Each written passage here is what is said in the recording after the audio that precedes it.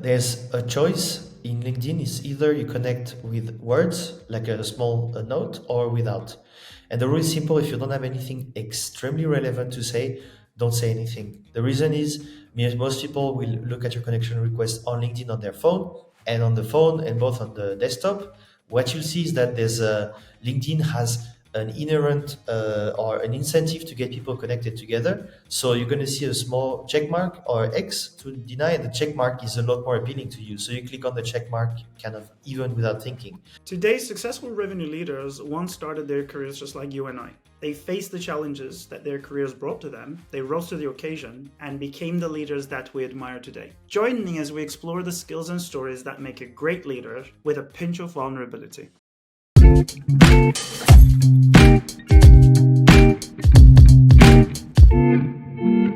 Hello and welcome to Sales Therapy. I'm your host, Alper Yurder. Grab a chair. This is your exclusive invitation to the therapy room, as leaders are going to be sharing their career-defining moments, their secret tips and tricks in their arsenal towards success. And I promise we'll always end on a positive note. Today in the therapy chair, we have Thibaut Souyris, who is the CEO and founder of Sales Labs. Thibaut experiments with the best go-to-market and social selling tactics and shares it very generously with his 50,000 followers on a daily basis. In fact, that's how I got to know him. He has over a decade in sales and growth experience in companies like Applause, Branch, and M3 Learning, and been featured in Sell Better, HubSpot, and countless other blogs and podcasts. He's an advisor to Ample Market, and he's the host of the B2B podcast. Now, today, we'll talk about his success, the joy, the pain, and the journey to getting there. Also, we'll share some very practical advice. I actually want to go over some of his recent LinkedIn posts on how to make it, because it's top of mind for a lot of our listeners, obviously. Welcome to the show, Thibaut. How are you feeling today? I'm feeling great. Thanks, Alper, for having me. And excited to dive into the sales therapy. It's been a while I didn't go to therapy, so I'm excited for that. Really? Where are you going before?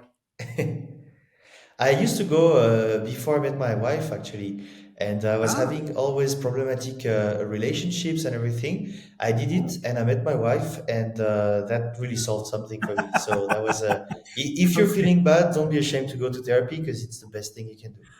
Yeah, I mean, it's the best gift you can give yourself. I agree. And the sooner the better. Yeah, But I love that your wife has become your therapist now. Okay, that's a luxury. pretty much. That also cuts the expense item. Yeah, exactly. Generally, I like to start the therapy with, any good therapist starts with childhood and growing up years. I love to understand those early, younger years, childhood and youth before the job experiences, etc., because that kind of shapes the person that we are. So let's hear it from you. Sure. So, any specific point when I should start? At what age should I start?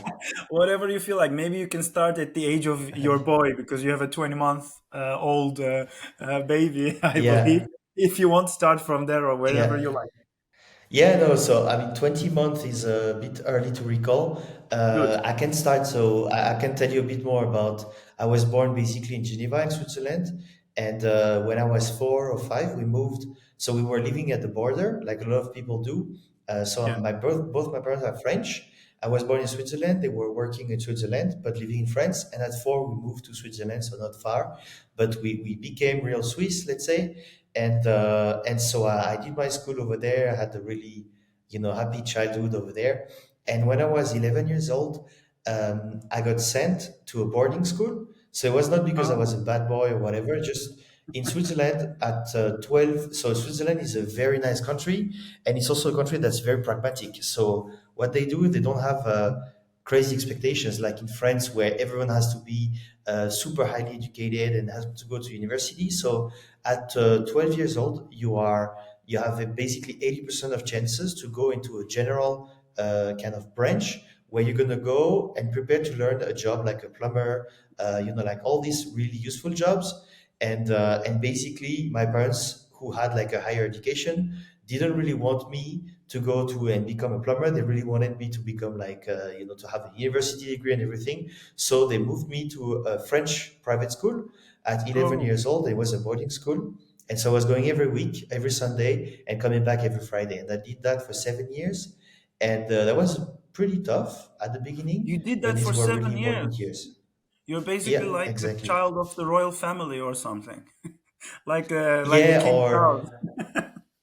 yeah, or Harry Potter, basically something like that you could Okay. think of. But yeah, that was not as hard as the king, the thing you see in the crown. But it was yeah, it was definitely a learning, and that young, it's a bit of a struggle. But then you Hmm. learn a lot of things there.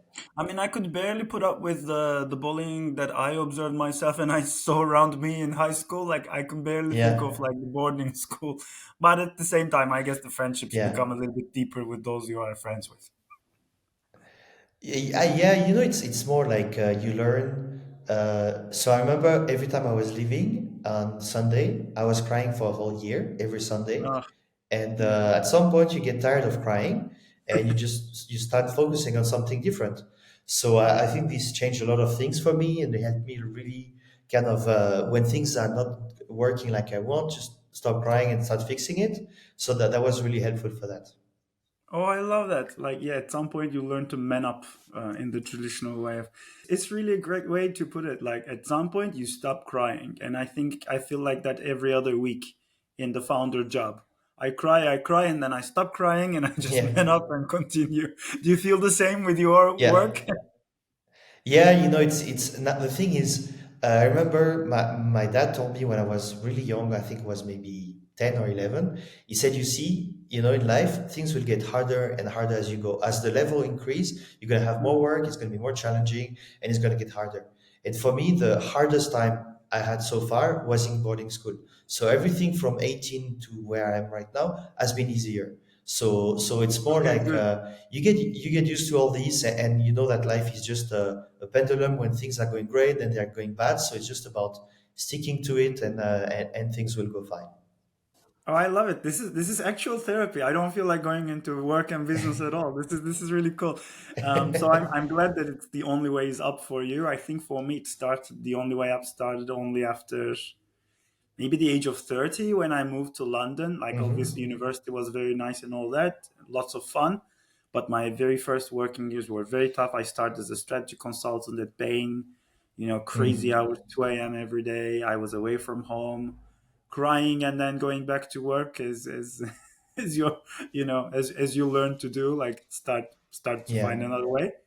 Did you have it hard in the beginning as well in your career, or was it kind of fine for you? No, so I started like I did university in Montreal in Canada, and then I started as Mm. a QA manager, for a small startup, and so I Hmm. learned a lot of really good things. And at this time, I was also a co-founder in another startup where we wanted to revolutionize aviation, general aviation, like leisure aviation, and it didn't work because there was not really a real market, and it was just like we did all the mistakes we could do. And so I learned a lot from that. And basically, I just have a bachelor, so I'm pretty much uneducated to the standard of Yeah, yeah. for you. Like, for example, you have like, I don't know, 20 masters to go and Bain as a strategic consultant. I guess you must have been really good academically. For me, I was really bad. And so I was focusing on my startup. So I learned a lot of things about business by doing mistakes. And then I moved to Germany, where I did like my first kind of official sales role. And that was a really nice moment because I learned and I discovered about sales. And so it was really amazing. So yeah, the my first professional years were really nice, and really they taught me so many things. Because you touched on me, I mean, yes, I've been successful, blah, blah, blah. Like, I had to earn a scholarship. I was a Turkish citizen living on a visa, so I needed the visa, so I had to be successful. So, success is always driven by other fears and anxieties in my Yeah, life. That's another topic. exactly. But for you, what I'm really curious is like, you've been moving between places. Now you're in Mexico. Is that what you told me? Am I wrong? Yeah, yeah, yeah. No, no, you're Okay. you're right. I'm in So Mexico. Geneva. So your life was that Geneva in France, and for those, I'm very familiar with that. Geneva. The airport is one side is France, one side is Switzerland. So it's basically like being in both Yeah, countries. Then you moved to Canada, and then you came to exactly. Germany. Very, very different Yeah, cultures. All of them are very different cultures. yeah, Like, did you have yeah. any highlights and lowlights of how you navigated those cultures? So you see, when you go, and it's very different going living in a country compared to going on holiday. when you go to a country, you always start with the honeymoon phase, and it's very nice, exciting, Yeah. everything's new, the food is great, and then you get to a phase where you kind of get the blues, and you're really sad of where you're coming from, and so I made this change like 4 or 5 times in my life. And so what's really interesting is that as time goes, you start learning about these phases of your life. Was when you go to a country and you start Yeah. living in there are things that change, and you just really get used to being a bit uncomfortable, and really feeling how you'd say, yeah, you start feeling at home everywhere and nowhere. Mm. So for me it's fun because I live the rest of the time of the year in France, where I'm pretty much from, in south of France, where I lived like where my family is from and everything. And actually, I find that I really love living outside of where I'm from. I just really Mm. prefer being an outsider into another culture, and I just feel at home more where I'm not from, basically. So it's kind of very strange. But as I've been changing and everything, I feel more at home in another country than in my own country. That's a very interesting. I'm not sure if I have the same. It takes me time to get used to somewhere. I lived in all over the place: Italy, France, Netherlands, US, and then now settled in London. I feel like home in London, which I've been for a Yeah, decade, but it took a lot of getting used to. I don't think I'm as adaptive as yeah. you in that sense. Yeah, I mean, for me that was really my experience on this, and it's just when you're from Turkey initially, right? Yeah, yeah. I'm from Istanbul. Yeah, and so because what I found is when you come back to the place where you're from, a lot of time people are very one-sided. So just for me, the fact Yeah, of in south of France speaking English is very rare, very uncommon. So you see a lot of people have a vision of life which is very French, and so for a lot of people they think, oh, France is great, it's romantic, but people have really kind of really specific stress and problem and fears that are yeah. just you know stuff that you don't have in other countries. People just survive in other countries. Where in France, we just are super covered and pampered, and so people are just complaining and relying on the state to solve their This problems. this wine is And not I'm good like, enough. you're so lucky. Yeah, That's the exactly. problem. My Yeah, wine is not good enough as the other one. Yeah, to be honest, now that you explain it, I completely agree with that, and I think this happens to everybody who lives abroad for a couple of years or whatever. They go back, they don't belong to either totally now, but it's in a yeah, negative way. They don't belong, but in a positive way, you belong everywhere actually because you're yeah. adaptable. You can find your way. I love that. Coming to your working life and your professional life, so you started that first proper SaaS tech experience in Germany. Can you walk us from there Mhm. to today? Like, how was life for you? How did you learn to navigate the world of tech sales and B2B sales? Yeah. So I started at a company called Applause, and I was hired as a full cycle account executive to kind of grow the French market. And so there was pretty much no presence in the French market, and it was a crowd So you testing were a company. general So we manager without the basically titles. Exactly. Expectations of a general manager, pay of an account executive. So, Yeah. but I loved it. That was very nice for me. So I landed here, and I remember I was like, okay, I'm going to be a professional. Finally, I'm going to do work with people who are really mature, and it's just going to be great. And actually, I kind of landed in a group of friends, mostly guys. So it was the real kind of boiler room atmosphere, which was Ooh. very, very nice at the time. So I'm very happy I lived this. I would hate working in an environment like that. And a lot of people would hate nowadays doing that. But at this time, that was what I needed. So I made a lot of friends, and I prospected like every day. I booked meetings. I closed deals, renewed deals, went to Paris to kind of go and see some customers. So these were some very foundational years in my life. And my manager was really, really someone very interesting, a bit of a sociopath, but he was so good at understanding human dynamics that he explained me many things, and I really loved his to kind of see his understanding of human politics and how people work in organizations. So I learned a lot. I became a manager, so I managed the team. We went from 0 to 2.5 million in ARR and 0 to 10 employees basically in the French market.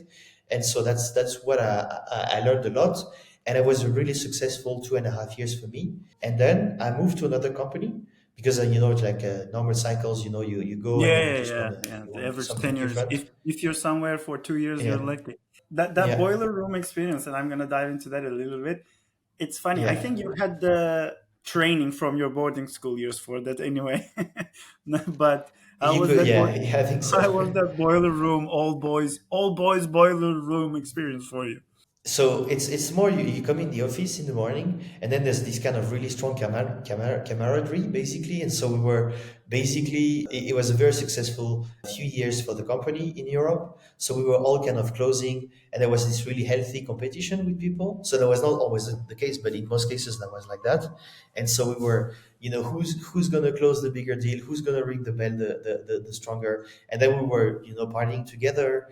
And so it was. I was 24 when I started, so that was really amazing. 24, you learn so many great things, you meet so many great people, you create really strong bonds. So I made really good friends. I met my wife Mhm. at work also. That was Oh in the wow, later okay. years, basically. But basically, so my wife is not my therapist. I just went to the therapist and then met my wife. No, Uh, I did get so that. yeah, I and understood you so didn't marry your and therapist, but in a no, way, no, she's your therapist. that would be strange. Yeah. And so it was really nice because you had this very strong emulation, and it was yeah, we were different cultures. It was just really nice to get to know everyone. And in Berlin, if you've ever been, it's just very you meet a lot of international people, Yeah, and it's very exciting to do that. So that was really good. It was really good for me. But if I was a woman going in there, I would have hated it. So yeah, that was a great place in another time, but I would never want to go back to something like that because you yeah. need to be a lot more inclusive whenever you're doing sales. No, I get it. I think we've all been through that, and then the world also changes. This is almost like now, almost Yeah, 10 years ago. Time flies. And coming yeah, to today a little bit exactly. more, coming a little bit more back to today. Obviously, you have all this experience and wisdom, but you're not only sharing the wisdom, you're actually sharing the experiments, and that's kind of the idea, I guess, with sales labs. And that's what you say very openly, that you are trialing and experimenting and then sharing those experiments with your audience. How has that Hmm. journey been for you? It's been 5 years or so. You've started building it. Yeah, yeah. It's been 5 years since I left my last job, maybe a bit more now. And yeah, so I came up with Sales Labs because it was one of the only website that was domain that was available for cheap, saleslabs.io. And so Good. I kind of worked with that. And also the concept of experimenting was really what I wanted to try. And so yeah, I've been doing this for quite some time. At the beginning, I was a consultant. So if you had any problem about B2B sales, I could solve it, like implementing CRM, training, coaching, documenting, whatever you want.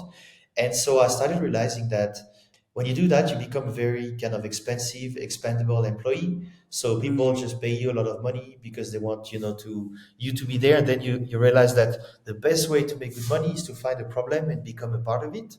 And mhm. that's not really what I wanted to do. So I switched slowly to training and then doing like online courses. And now I got like 37,000 followers. I'm a top voice on LinkedIn because I've been posting for over 3 or 4 years now. And so now I have a much bigger audience and much bigger people who are, I mean, a lot more people who are seeing what I do. And so that's the Mhm, idea: is just show what works in prospecting, what doesn't work for me, share my mhm. outcome, and people that they can try these kind of things. Excellent. And in this section, I like to generally put you in the therapy chair and I ask you, like, why did you come to the therapy today? Which basically means, what is the problem you're trying to solve about your business? And then I will actually put you in the therapist chair and we'll start talking about all the good stuff that you normally share to solve others' problems. But what is the problem you are trying to solve for yourself or for your business right now? So for me now, what I'm trying to do, my North Star, basically what I always aim for is to find a way to make the most amount of money in the least amount of work. I So, love it. I have that's the exact opposite of being a consultant. So, what I love is enjoying my time and choosing what I do with my time. Doesn't mean I'm not working. It just means I want to be able to choose not to work. My biggest challenge right now is to make sure I scale this revenue where I'm able to sell online courses, sell sponsorings, and basically find ways of detaching from the business, getting online assets to work for me. And so what I'm doing now is I'm making a good amount of money, but I want to be able to make even more and work even less. So that's the kind of equation and things I'm focusing on. Okay, Thibaut, you're such an easy person to speak to. You're very honest about it. Like what you're doing right now it's I mean, some people wouldn't be as honest about, what they're trying to get to. And I think at the end of the day, we're all trying to do the same, make more money, but at the Yeah, same time, I would say not necessarily work less, but be effective, when you're doing it. In my job, at least. For yeah, you, it might be work less. And so to me, as now a new founder and building a product, etc., it's almost like you're trying to productize whatever you can, yeah, um, as much as possible. Would that be a exactly. just thing to say? That's a very good. I productize a lot of my knowledge, and so Hmm. now I'm finding ways to productize even more, but maybe also become an advisor for different companies. So I am one Hmm. for Apple Market, Which you are and already. so finding ways to yeah, and so finding ways to kind of make like use my audience to kind of talk about a specific product and get a cut of this is a very good Yeah. like good way of doing it.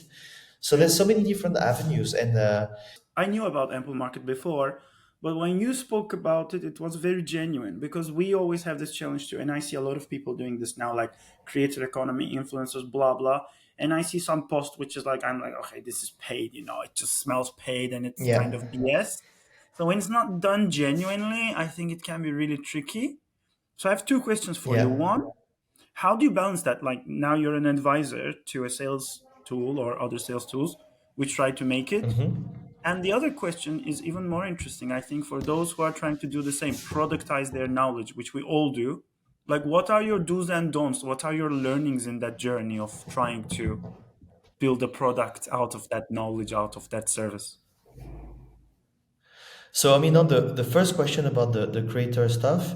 So for me, it's a very tough one because typically, in my goal of making more money and working less, is taking everyone's money and finding a way to kind of do that. And so, for example, I started doing a lot of LinkedIn posts that were one post here and there that's sponsored, and I always Mhm. mark sponsored by because for me, I don't want to be this guy say, hey, I tried this product, and then try the competitor next week and say, oh, this is amazing. It's more, hey, this is my knowledge. This is a tactical stuff. By the way, you can use it in this product. And for me, I want to say I have no problem using one product this time and the other next week the other product. But it's kind of like doesn't really work like that. So for me, I'm kind of breaking a bit on this and finding people who are finding a better longer term vision. So I have Ample Market, Casper, for example. They're great partners, great sponsors who are working longer time with me and have a better vision of expanding their content and producing, making sure that their content is seen by more and more people. So Mhm. that's a bit of a challenge. Is like get the quick bugs or think a bit more strategically. And so I experimented for 6 months with the quick bugs, and then I was like, okay, now I don't want to keep doing this. I want to do things more strategically. And for Okay, I love that. productizing, so for productizing, the thing is, what I found is if you go and start having conversation with people and it's always the same question. And so in prospecting, it's always about sequencing. What should I write? When should I contact people? How many people should I contact every day? If you get the same questions over and over, you can create, let's say, an informational product, an ebook, an online course, anything that's going to answer these questions for a fraction of the cost of what you people would pay you for one-on-one. And so for me, I got coaching sessions. Sometimes people want to work one-on-one with me, but in most cases they don't need to. So I package this offering into a self-paced course or even a do-it-together course with community, and so you're able to kind of work with other people. And that's really how you typically productize. And yeah, that's really what I would recommend is if you get the same questions over and over, package your answers in something you can sell online. I love that. I think even us now, because the product that I'm building, so it started from my own pain point. Large complex deals, closing them is terrible. It's even worse for the buyer, blah, blah, blah. And then other things like customer success would always grill me because I wasn't transparent in my selling. So I'm solving all these things. But I love that one question is what we all strive for, I think. Like every day, every iteration with the product, with Flowla, I try to go, what is the one thing we're solving? What is the one? And it's not always easy because sometimes you are solving many things. So how was that? Yeah. What can you recommend to somebody who's doing that prospecting, for example? How do they figure out that one question? It's really tough because you can be asked a lot of questions, and you may want to kind of expand really quickly. Yeah. So for me, like for example, um, I would say it's not so much one question, but it's more what's the group of people you're serving, and Hmm. what are they coming, what's the issue they're trying to solve all the time. And so for me, it's SDRs or salespeople, and it's more salespeople because it includes a lot of different types of people prospecting. But anyone who has to book meetings to be successful in their jobs, they typically will find ways of working with me. And so it's always, it's evolving. But for me, there was one thing, it was the reply rate. And so it's more like driven by market dynamics where people do not reply anymore. And so how do I get more replies? And so that's really the biggest focus of my prospecting, is how to start conversations, because once you start them, it's a lot simpler to book a meeting. Yeah. And so finding this was just years of hearing Yeah. the market and seeing what people are doing. And typically a concrete way of doing that is asking questions or in a quick survey. You talk to people, you interview them, and you ask the final question, which is, what's one question I should have asked that I didn't ask?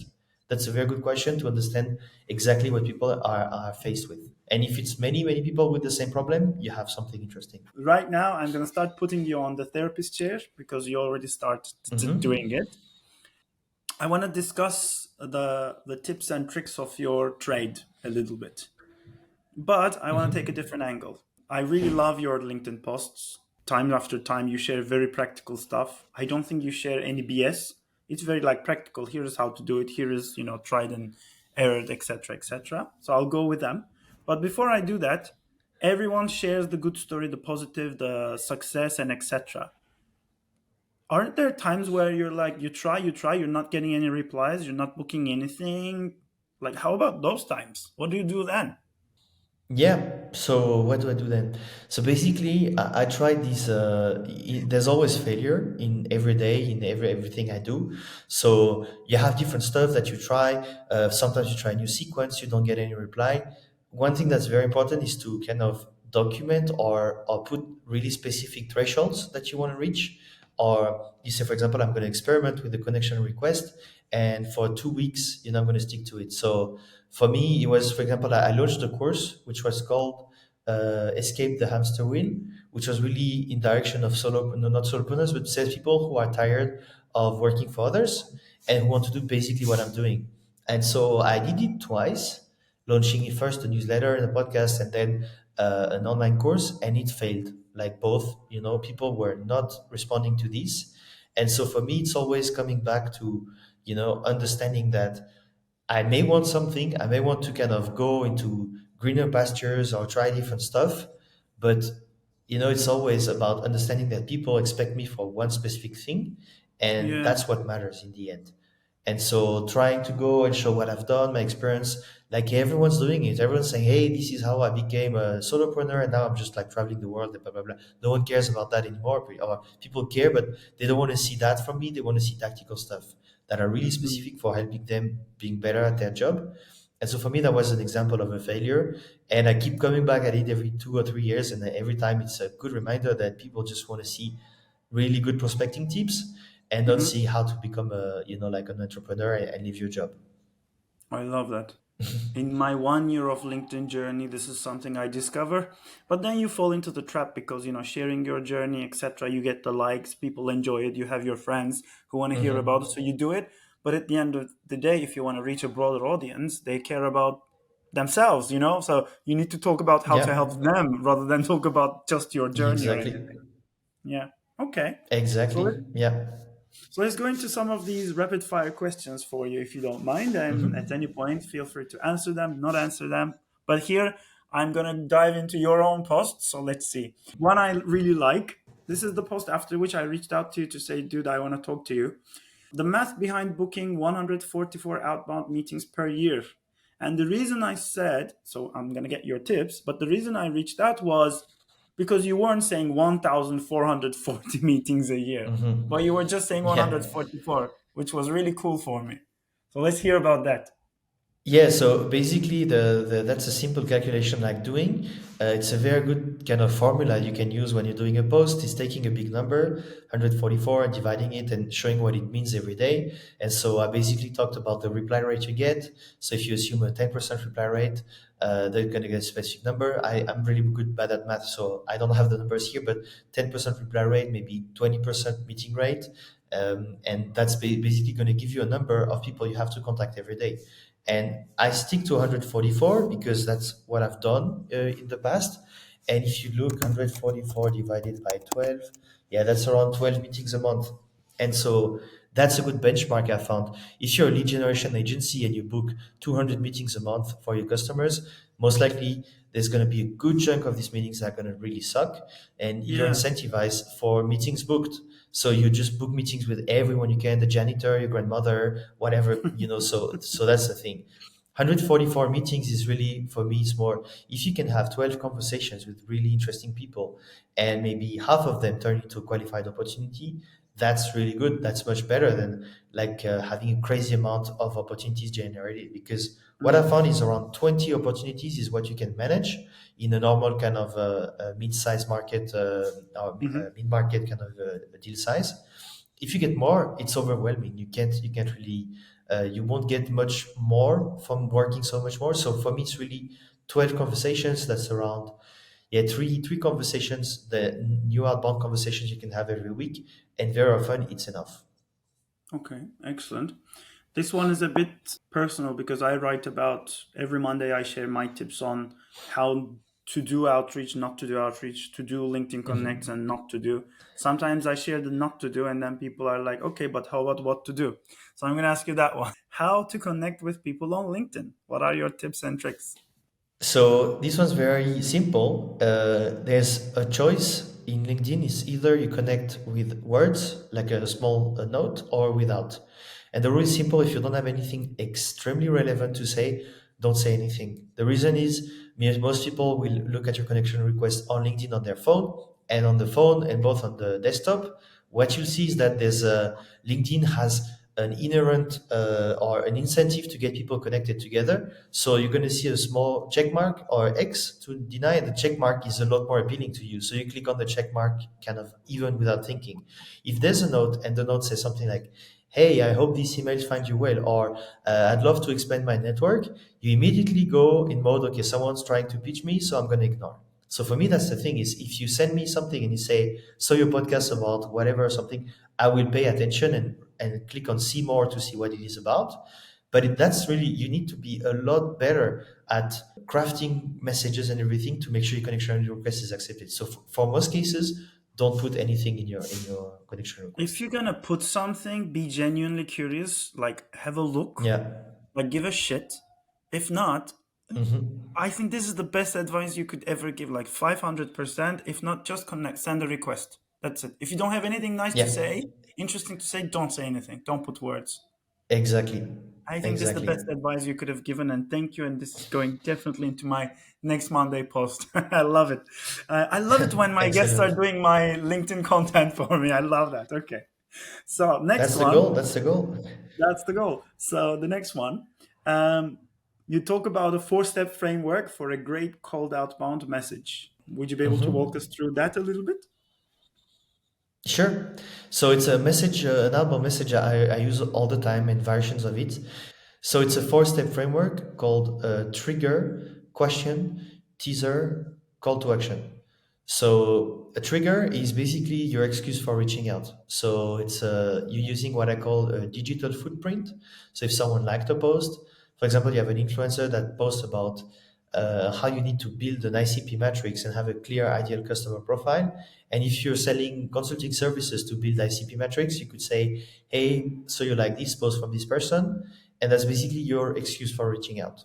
Then you have the question. So instead of saying, "I build ICP metrics for people," you say, "How do you prevent or how do you avoid your team from reaching out to completely different personas in their outreach?" So very concrete problem that you talked about. So, and if you have a team of 20 reps, maybe there's 15 who don't even know who they're reaching out to, so they blast to everyone.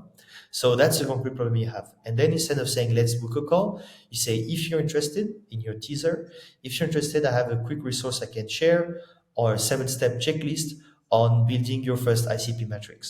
And then you finish with a call to action, which is interested, worth a peek, want to learn more. So basically, you want to start the conversation like that. And that's Exactly. something I got 38% reply rate with that because people are really curious. And if it's the right problem, they want to know more about what's behind that. I call that the Netflix effect, where people kind of want to keep watching because of cliffhangers. That's pretty much the Mm. same you're doing here. You put them in the rabbit hole. I love it, and that's exactly the same framework that I preach all day, every day. It not only works for prospecting, it works for everything. If you're writing content, if you're pitching to an investor, this is a framework that is simple because it has less Hmm. I in it, more you in it. It's all about the you. It's Hmm. all about you, your problem, how others are solving it. You give a bit of FOMO, you give a bit of stats, credibility, you build that, appetite to learn more, and then super simple Hmm. call to action, which doesn't have to be book a meeting. It can just be like, interested as you go. Because what you're trying to Yeah, build is conversation engagement. I love that. Another exactly, one, exactly. with your success on LinkedIn and how you become, the kind of the content creator or whatever people. Sometimes I call people influencers and they go cringe. Um, but you've become the person you've become with a LinkedIn journey. What are the do's and don'ts of that journey? The do's are just don't expect it to become a success overnight. A lot of people I've seen have been becoming successful overnight, and then you like the experience and the scar tissue, you could say, to kind of say, okay, I came here because I did it and stayed consistent for years. And so that's really important, consistency. And for me, there's one thing is even though I have 37,000 followers, I still feel like no one's following me, no one's hearing what I'm saying, and that I'm totally irrelevant in what I say. So I just write for myself in the end. I just write, to kind of document what I'm doing, and people pay attention, and that's great. But it's become a huge part of generating business for me. But I know it's important, but it's really just the consistency that's important. So that's the one thing. And in terms of do's, yeah, it's just be honest and super direct in what you like. Some people are better at videos, so do more videos. Some people are better at writing. Personally, I was not that good at writing, and I became better by just doing it. And another thing is templatize. It's just stuff that there's ways people are, you catch attention of people with hooks, for example. Yeah. Use these kind of things, try different stuff, but just keep doing it, and know that for me, I started 3 or 4 years ago. It's a lot harder nowadays to kind of start on LinkedIn because there's so much Yeah. more of us So much fun. that are posting. Consistency, if you stay consistent, people will actually start noticing and pay attention. I love it. If you say something that is of interest, you have the right audience. But it's hard with the algorithm also finding your audience. If your Hmm. content is being shared with the right people, that's always a challenge. But at the end of the day, keep at it. And Yeah. I love how you, again, very honestly share. Like sometimes you even feel like no one cares, no one listens, etc. I think that those are all very Hmm. natural feelings we all have. The last two questions Yeah. would be this. One is you talk about being a simple advice to becoming a better SDR. I think this is the most recent one. What is the advice to becoming a better SDR?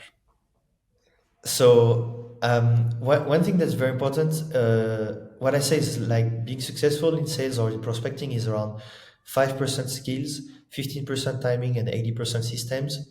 So knowing these, timing, you can't really control it. Skills, you can develop them, but that takes a time. Systems is really fast and easy to do it. So one thing is time block. So make sure that every day you have some time dedicated to a ritual of prospecting, which I call the power hour, where you just prospect every day and you do your follow-ups, contact, find new prospects, contact them.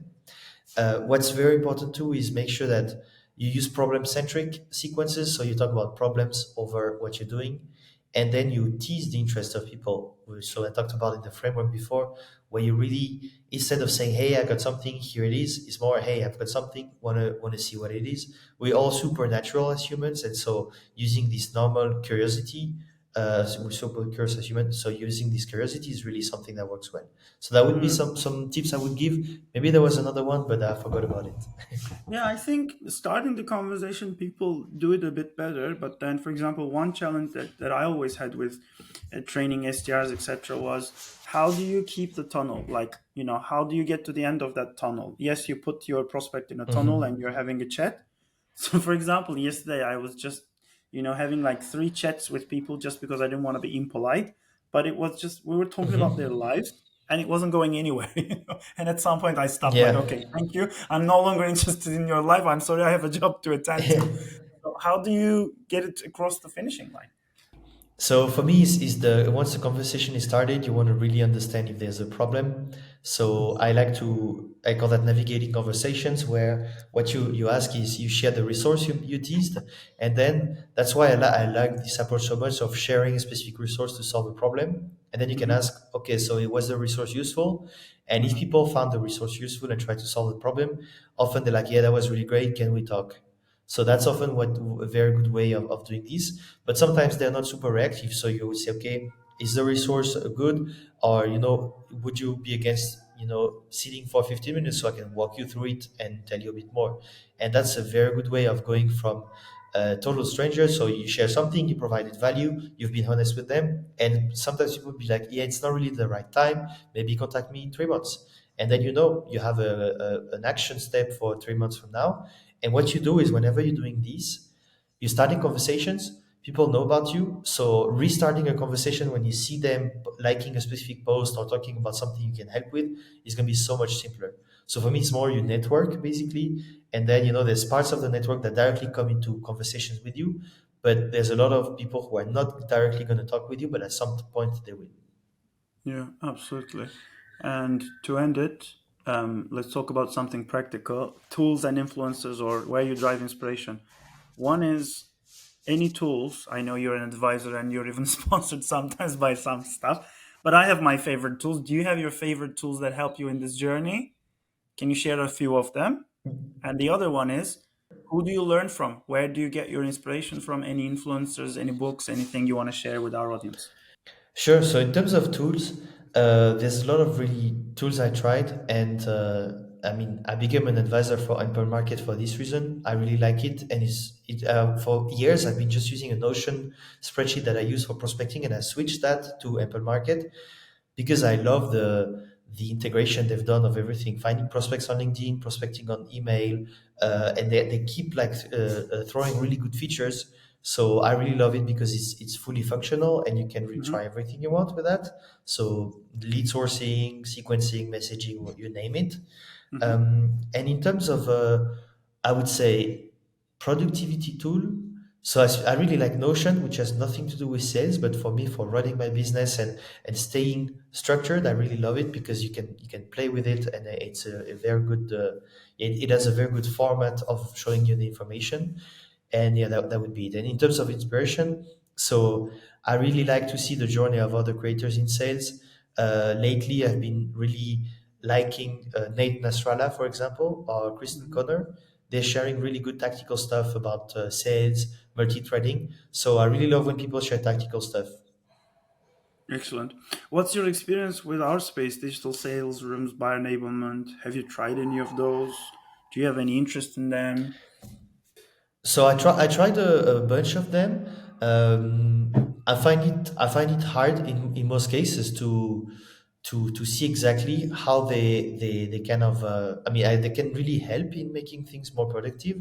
But what Hmm. I found is that yeah, it's sometimes they're a bit hard to get prospects, sorry, to get Yeah. salespeople to know how to use them because they allow put a video here, then a checklist and whatever, and then they just Yeah. if a prospect or if a salesperson is not naturally a good organizer or project manager, that's gonna look like shit basically. A very honest thing that I will say about it, like once we started building the tool and it was mostly for complex sales, closing, client success collaboration, when you have a deal you want to walk through, etc. And then people took it and Hmm. started using it in their cold outreach, and some enjoyed it, some not so much. But at the end of the day, it's not an outreach tool. So I agree with that. No, yeah. Excellent. All right. Well, Thibaut, we're coming to the end of the conversation, and like any good therapist, I have to cut us on time. Thank you very much for joining me today. Any closing remarks? No, just wanted to say thank you. That was a very interesting podcast. Normally it's not as interesting, so that was good. I'm glad you say that. And I really enjoyed the conversation too. I think you were very honest, easy to speak to, and very enjoyable. We should do more of these, definitely. We'll keep Yeah. following you for practical tips. And I think we want to create a lot of content from these very practical stuff, which people keep asking. So thank you for sharing that very generously, Thibaut. This is the end of this episode of Sales Therapy. If you enjoy the show, follow us on YouTube, Spotify, Apple Podcasts. We're all over the place. You will have the links, and looking forward to the next episode. Thanks for joining. Bye.